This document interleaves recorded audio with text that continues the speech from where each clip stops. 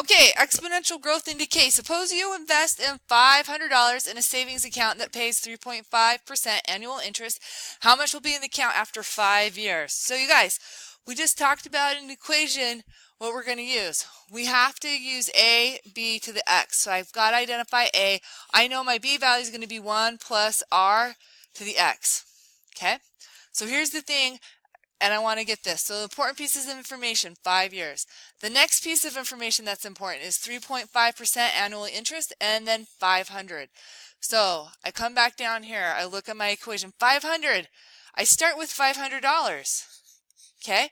I increase by 3.5%. So I want to convert that 0.035, right? To convert percents to a decimal, always divide it by 100 and you're going to get the right answer. And then I need a 1 out front and then I have it to the 5 years.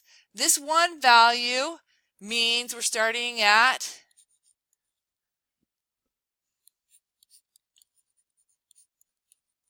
100%, and how you represent that as a number would just be 1. So that 1 is really saying I start at 100% and then I'm going to increase each time by this much. So then when I plug and chug this in a calculator, so I'm going to go 500, 1 plus 0.035, and then I'm going to raise it to the 5th, and then I get my answer, which is 593.84. So then I get $593.84 is how much money they're going to have at the end of 5 years. Our next example, Jeff bought a new car for $27,500. The car value decreases by 18% each year. And then how much will the car be worth in 15 years? So I have to go through and identify important pieces of information. 15 years. 18% says decrease and the new car for $27,500. So here we go. So I think of my equation. What's my A value? Well, I start at $27,500.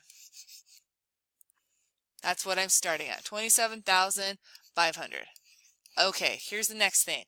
It decreases, so decreases mean I'm taking away. So if I'm at 100% and each year I lose 18% of it, I need to convert that. So that goes to 0.18, and then it's going to go to 15 years. So that's the equation I would use to get my answer. So I start off at 27,500 and then I decrease. So I come in 27,500.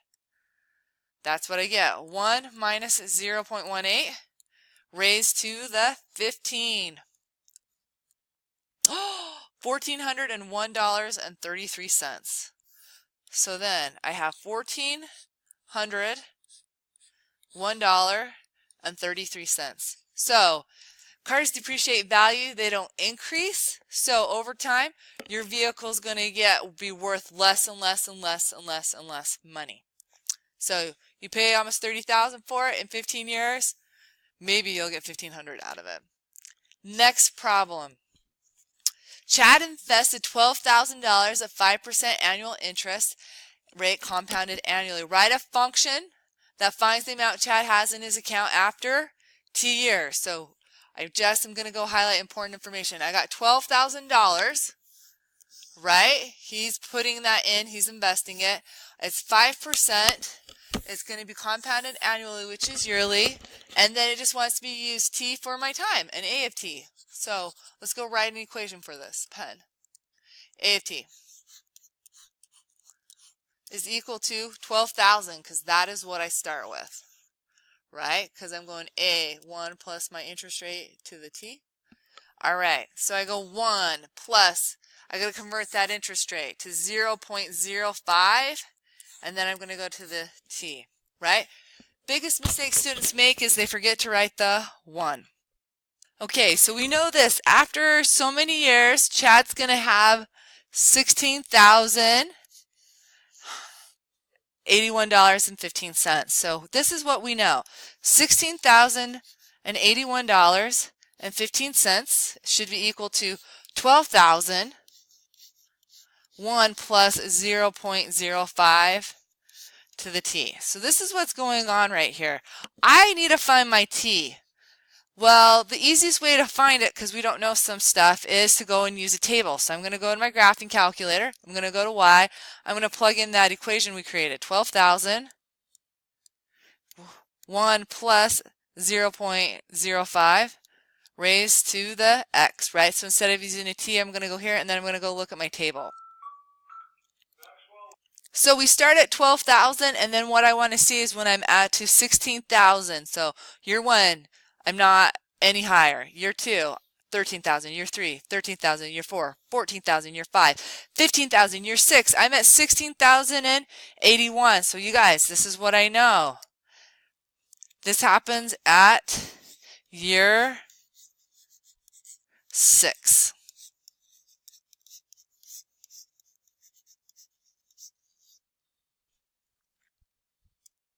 So over here, suppose that one bacteria population can be modeled by this. P sub 1 of t is equal to 500 times 2 to the t. And the second population can be modeled by this function, 500 times 2 to 8.83 to the t, where t is measures in hours. So what does the 500 mean in each function? So the 500 means this, what we start with.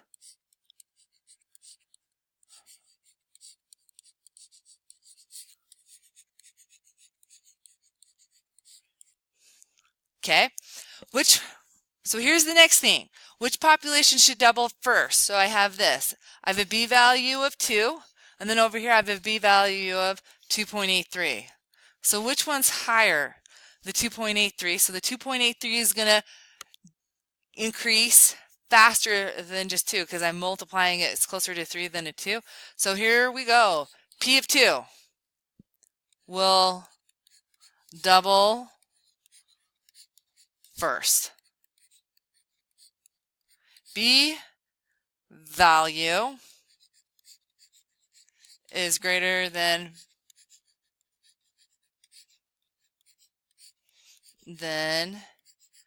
P sub 1. All right.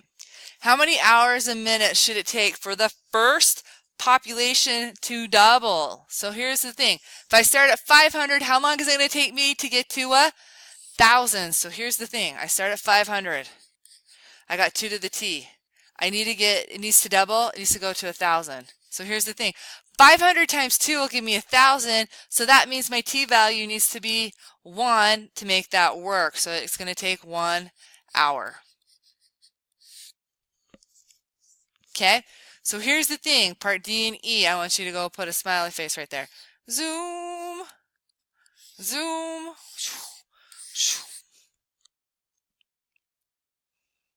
Okay. Alrighty, so on our next one, guys, your work in bacteria leads you to this equation right here. F of x is equal to 85 times 2 to the x, where x is in hours. So let's go through and answer these equations about my equation. What does the 85 represent? 85 represents the initial amount. I'm okay if you think of it as the start amount. Okay, so this is the next thing we got to identify. What is the growth rate? So I know my b value is equal to a 2. So sometimes when you think of this, you're like, oh, it's doubling,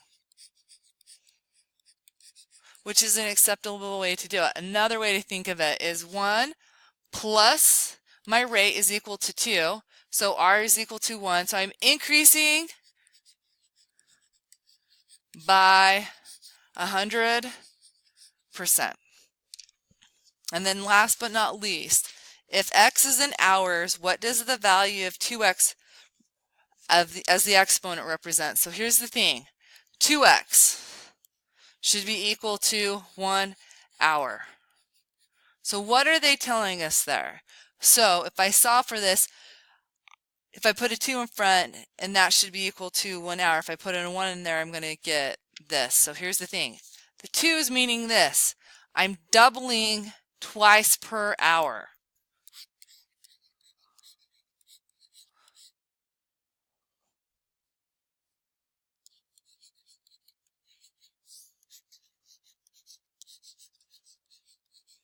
So 2x is equal to 1 hour. So here's the thing. So that's telling me how many times can you double in an hour? So that would be Every half hour I double.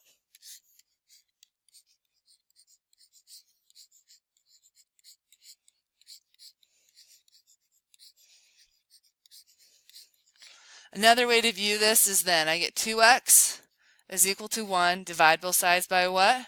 2. X is equal to a half. How many halves? What's half of an hour? So every half hour you double. So flip your page over. We're going to start on the following page.